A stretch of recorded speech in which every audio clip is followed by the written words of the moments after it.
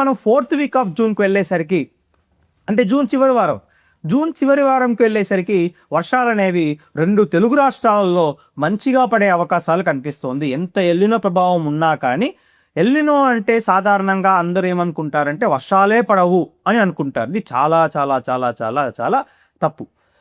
వర్షాలు పడతాయి కానీ వర్షాల యొక్క మోతాదు కావచ్చు, వర్షాల యొక్క విస్తీర్ణత కావచ్చు, వర్షాల యొక్క సంఖ్య కావచ్చు, ఇది తక్కువగా ఉంటుంది. అంటే సాధారణంగా 10 రోజులలో ఒక 20 సెంటీమీటర్లు పడాల్సిన చోట్లలో మనకు 10 రోజులు వర్షపాతం ఉండదు.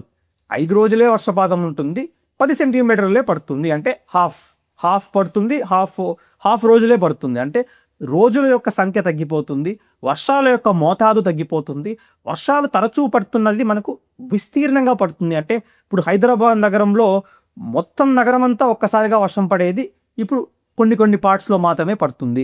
సో ఆ విధంగా మనకు వర్షాలు ఉంటుంది. కాబట్టి ఎల్నినో సంవత్సరం అనేది వర్షాలైతే ఉంటుంది కానీ మోతాదు, విస్తీర్ణత అలానే వచ్చేసి మనకు సంఖ్య అనేది తక్కువగా ఉంటుందని మీరందరూ గ్రహిస్తారని నేను మనస్ఫూర్తిగా కోరుకుంటున్నానండి. ఇది అండి ఇవాల్టికి వాతావరణ update. Thanks for watching this video.